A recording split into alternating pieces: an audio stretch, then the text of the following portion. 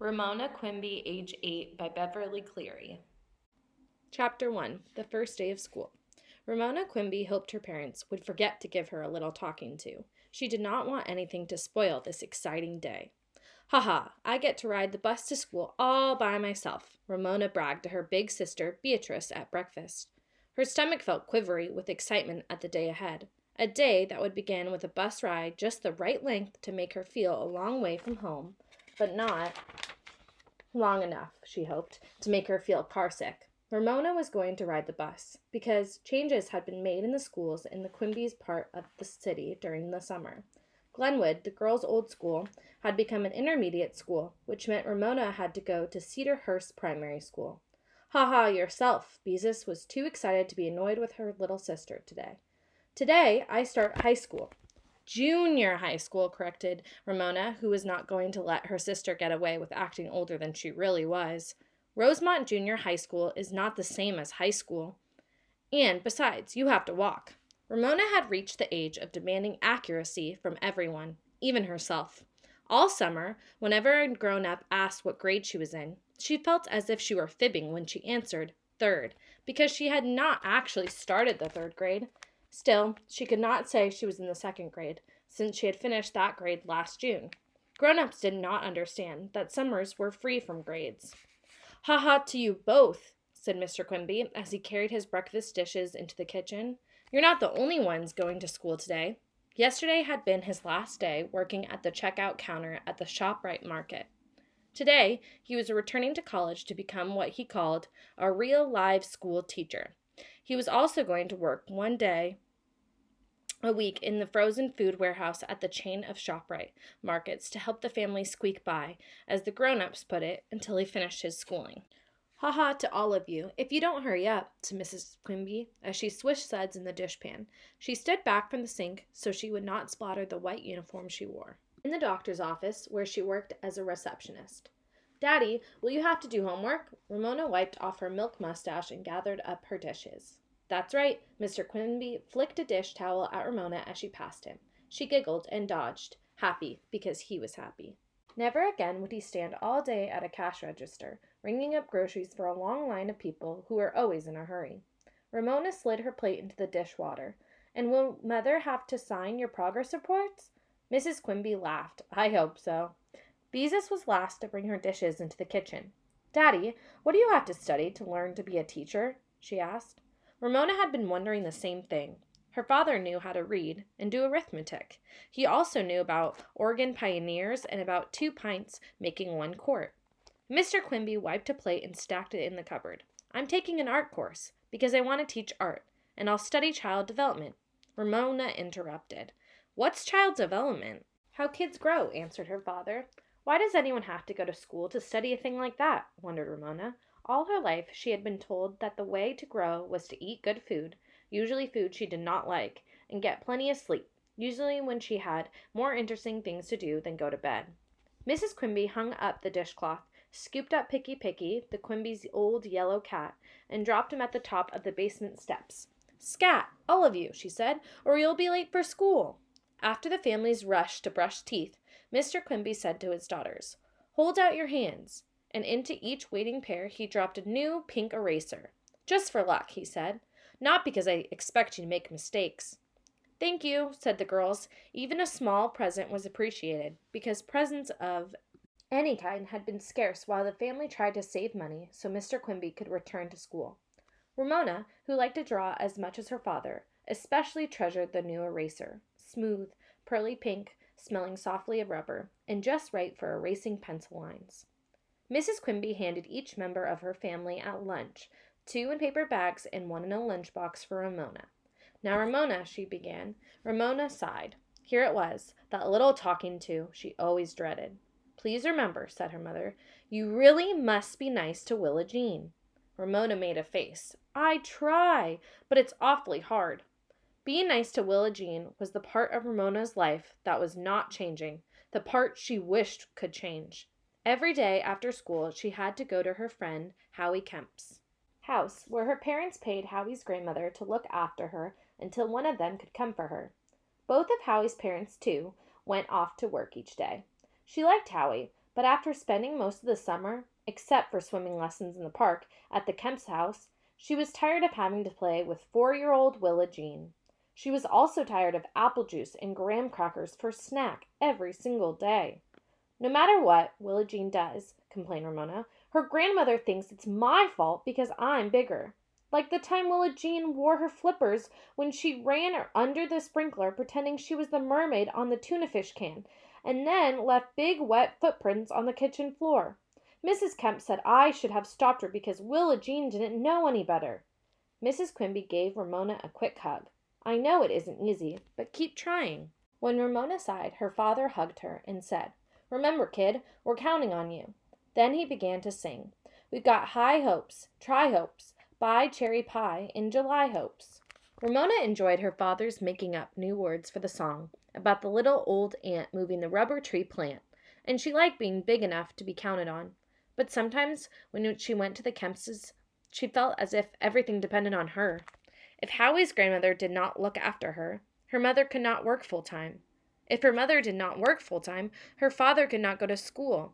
If her father did not go to school, he might have to go back to being a checker, the work that made him tired and cross.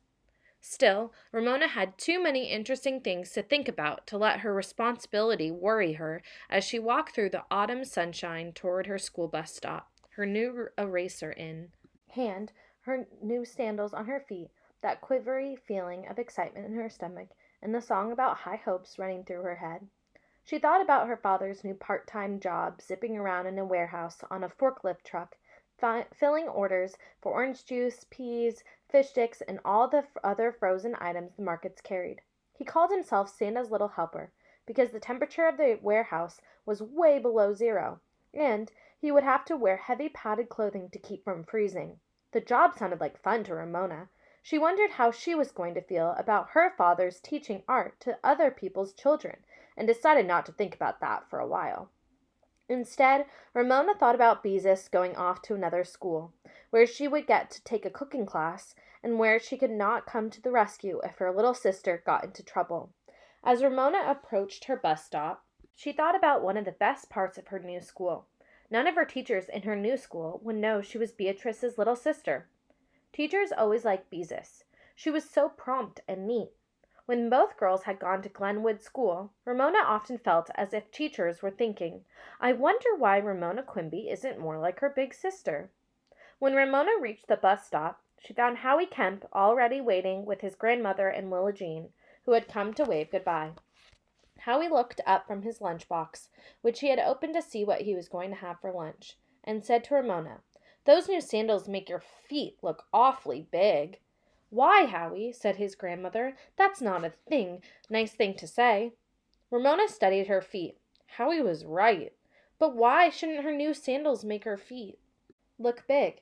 Her feet had grown since her last pair. She was not offended.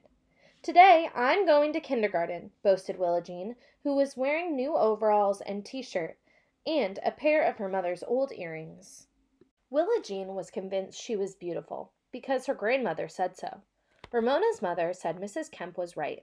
Willa Jean was beautiful when she was clean, because she was a healthy child.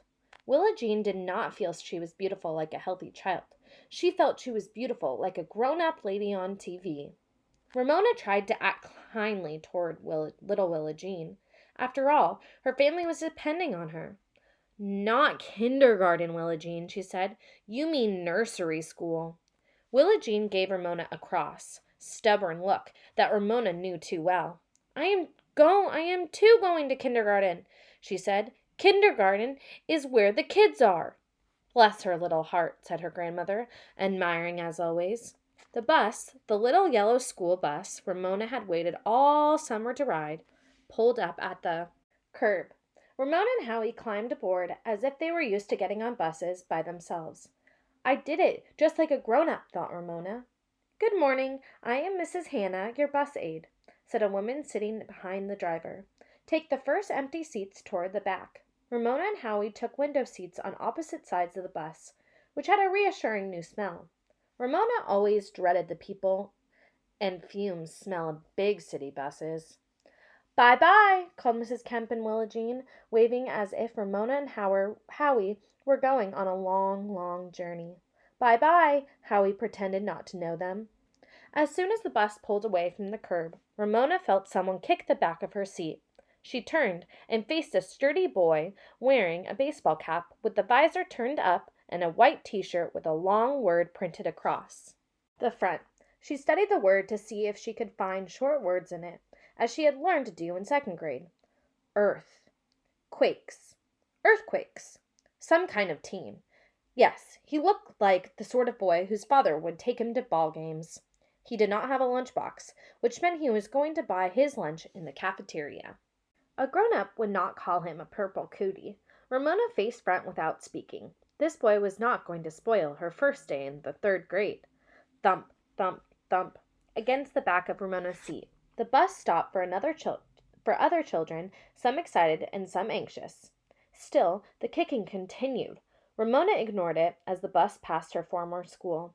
Good old Glenwood, thought Ramona, as if she had gone there a long, long time ago. "All right, Danny," said the bus aide to the kicking boy. "As long as I'm riding shotgun on this bus, we won't have anyone kicking the seats. Understand?" Ramona smiled to herself as she heard Danny mutter an answer. How funny, the bus aide saying she was riding shotgun, as if she were guarding a shipment of gold on a stagecoach, instead of making children behave on a little yellow school bus. Ramona pretended she was riding a stagecoach, pursued by robbers until she discovered her eraser. Her beautiful pink eraser was missing. "Did you see my eraser?" she asked a second grade girl, who had taken the seat beside her. The two searched the seat and the floor. No eraser. Ramona felt a tap on her shoulder and turned. "Was it a pink eraser?" asked the boy in the baseball cap. "Yes." Ramona was ready to forgive him for kicking her seat. "Have you seen it?" "Nope." The boy grinned as he jerked down the visor of his baseball cap. That grin was too much for Ramona. "Liar!" she said, with her most ferocious glare, and faced front once more, angry at the loss of her new eraser, angry with herself for dropping it so the boy could find it. Purple cootie, she thought, and hoped the cafeteria would serve him fish portions and those canned green beans with the strings left on, and apple wedges, the soft, mushy kind with tough skins, for dessert. The bus stopped at Cedarhurst, Ramona's new school, a 2-story red brick building very much like her old school. As the children hopped out of the bus, Ramona felt a little thrill of triumph. She had not been carsick. She now discovered she felt as if she had grown even more than her feet. Third graders were the biggest people, except teachers, of course, at this school. All the little first and second graders running around the playground, looking so young, made Ramona feel tall, grown up, and sort of, well, wise in the ways of the world. Danny shoved ahead of her. "Catch!" he yelled to another boy. Something small and pink flew through the air and into the second boy's cupped hands. The boy wound up as if he were pitching a baseball, and the eraser flew back to Danny. "You give me back my eraser!" Encumbered by her lunchbox, Ramona chased Danny, who ran, ducking and dodging, among the first and second graders. When she was about to catch him, he tossed her eraser to the other boy. If her lunchbox had not banged against her knees, Ramona might have been able to grab him. Unfortunately, the bell rang first. "Yard apes!" yelled Ramona, her name for the sort of boys who always got the best balls, who were always first on the playground, and who chased their soccer balls through other people's hopscotch games. She saw her pink eraser fly back into Danny's hands. "Yard apes!" she yelled again, tears of anger in her eyes.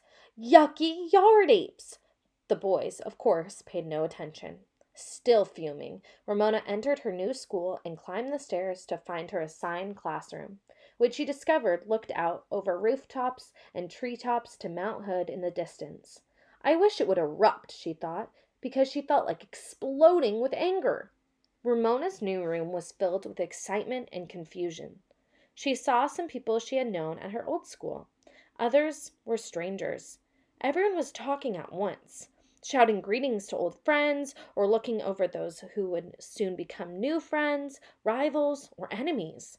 Ramona missed Howie, who would have been assigned to her another who had been assigned to another room. But wouldn't you know, that yard ape Danny was sitting at a desk, still wearing his baseball cap and tossing Ramona's new eraser from one hand to another.